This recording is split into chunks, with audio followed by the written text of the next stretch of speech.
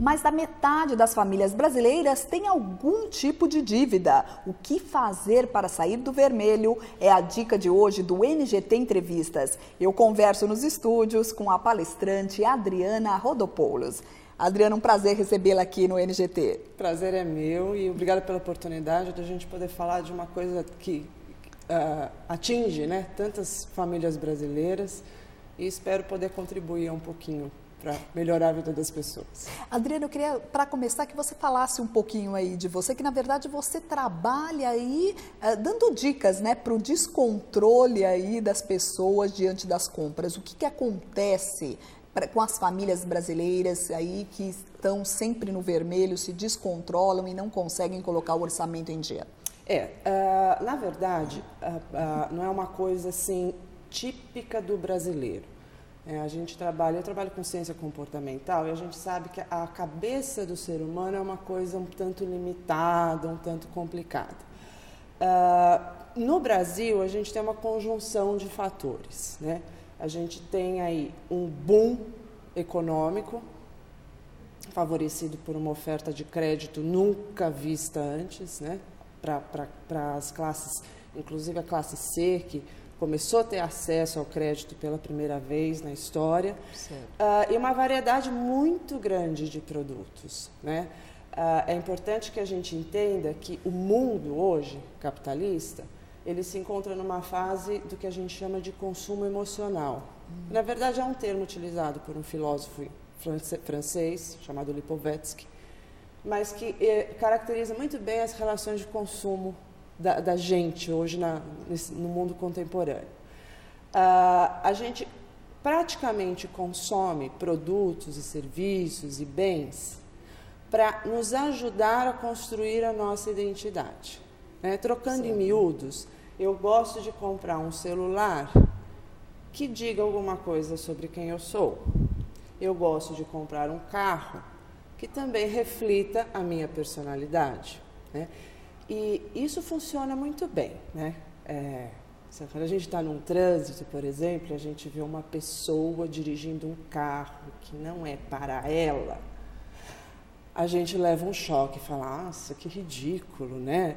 Ou vê uma pessoa de um pouco mais de idade dirigindo um carro menor, um carro popular, um carro mais simples, e fala, ai, coitado, né? Não deu certo na vida. A gente já vai tirando conclusões a respeito da identidade mesmo, da formação da pessoa em função das coisas que ela tem. Então, o consumo adquiriu uma importância muito grande na vida das pessoas, né? Não só dos brasileiros, mas de todas as economias que trabalham na base da sociedade do consumo, né? Daquela lógica que eu costumo dizer do trabalho, consumo e descarte, trabalho, consumo e descarte. Todas as sociedades que estão fundamentadas dentro dessa lógica, o consumo emocional, ele é a característica principal hoje, né? E aí, os bens, os serviços, as viagens, o lazer, eles deixam de ter essa característica funcional, né? E passam a ganhar uma importância muito grande.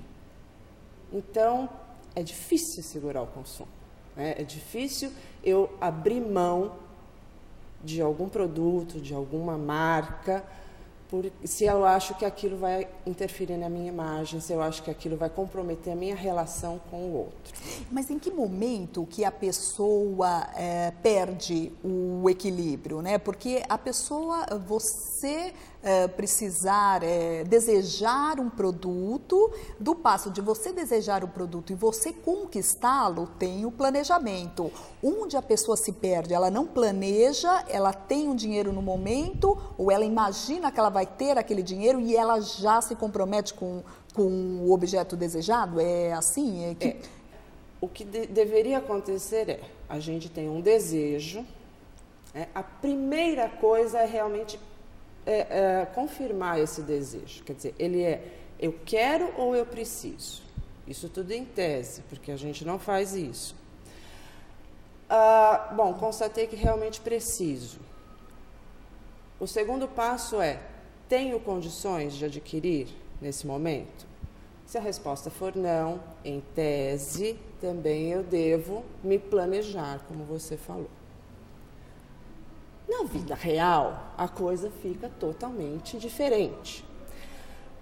O desejo, que nunca é plenamente satisfeito, ele vem acompanhado do impulso. E a maioria das pessoas não consegue segurar. Não adianta falar que, mas é gente que não tem força de vontade, é gente que não isso, é gente que não aquilo. Não, é gente que não consegue segurar impulso. Não, é verdade. Saiu uma pesquisa mesmo, né, mostrando aí que mais 80% dos brasileiros já fizeram, pelo menos uma vez na vida, compra por impulso. Então, sim, realmente é do ser humano. É do ser humano, né? A gente tem um sistema mental que é muito atuante, que realmente uma das funções desse sistema é detectar necessidades, que a gente não consegue hoje distinguir muito bem o que é necessário do desejo, né? O sistema capitalista faz isso com a gente, ele cria uma série de necessidades e a gente tem muita dificuldade de entender se a gente realmente precisa ou se só quer. E ele é seguido, assim que se detecta esse desejo, ele é seguido de um impulso.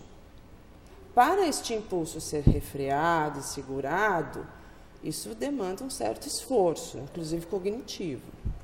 Então, no mundo real, as coisas não acontecem dessa forma, né? As pessoas, eu vejo muitos economistas falando, as pessoas têm que poupar 30% do que elas ganham, Na teoria, sim. Mas na prática, na hora que você está em contato com o grupo que exerce essa pressão, só você não tem ainda, você não foi, você não conheceu, como? Né? Onde você tem uma série de facilidades para adquirir, eu acho que aí o Brasil tem um ponto negativo muito grande, que são a questão dos parcelamentos, né? No Brasil se parcela bens de consumo, como sapatos e roupas, em 10, 20 vezes. Né? Então, há uma facilidade muito grande de parcelamento. E uma facilidade aí de embutir juros aí, sim, porque o consumidor gente, não sabe. Esse negócio de preço à vista em 10 vezes não existe. Tem um juro ali embutido. Né? Isso aí não tem mesmo. E as pessoas, elas começam, voltando à sua pergunta, as pessoas começam a perder o controle sobre as suas finanças justamente nessa questão do parcelamento. Parcelamento é uma porta de entrada potencial para você perder o controle sobre o orçamento. Né? A não ser que você seja uma exceção, que trabalhe com uma planilha, ou para quem não tem planilha ou não consegue mexer direito no Excel, aquele caderninho onde a gente anota os gastos diários, né? A gente realmente perde as contas. Se você fizer 3, 4 parcelamentos em um mês, de 6, 7 vezes, é muito provável que lá pelo 5º mês você já nem lembre mais que você tem aquele compromisso. Né? E uma outra coisa que a gente vê muito, as pessoas que nos procuram com relação às questões financeiras, é que não há assim uma diferenciação, as pessoas não entendem muito bem o conceito de dívida e inadimplência. É tudo meio que misturado. É muito importante que a gente entenda que qualquer pagamento que não tenha sido feito à vista, gerou uma dívida. Sem dúvida, e quando a gente fala aí que mais da metade das famílias brasileiras tem algum tipo de dívida, não quer dizer que estão endividadas. Sim, que elas comprometem o orçamento aí com uma dívida. Elas podem não ter chegado ao nível da inadimplência ainda, certo, que é o quê? Né? A dívida é você ter um compromisso de pagamento futuro, sendo certo, que você já adquiriu o bem. Né? Esse é a grande questão. A gente não consegue segurar o impulso para fazer o planejamento. Então, eu primeiro adquiro o bem, depois eu penso como eu vou pagar. Depois eu pago. Né? O pagamento à vista, ele inverte só as coisas. Não é nem uma coisa assim tão difícil da gente fazer. Só você inverter. Você faz o sacrifício primeiro e termina a história com um fechamento de prazer. Olha que legal. né? Quando você parcela, você começa a história com feliz e termina triste. Exatamente. Começa a história com um final feliz. Levou para casa. E vai terminar essa história fazendo o sacrifício de pagar aquilo, né? Então, o que eu costumo falar para as pessoas é assim, olha, vamos seguir a lei natural dos contos de fada, que é mais legal, né? Comecemos com o sacrifício e terminemos com um final feliz, porque aí a coisa até ganha mais importância para a gente, né? A gente consegue desfrutar mais do que começar com o final feliz e depois ir degringolando tudo. É difícil, né, Adriana? É Adriana, difícil. eu queria fazer um pequeno intervalo, mas a gente volta aí com mais dicas aí para o consumidor aí conseguir comprar tudo o que deseja, mas, é claro, planejando antes.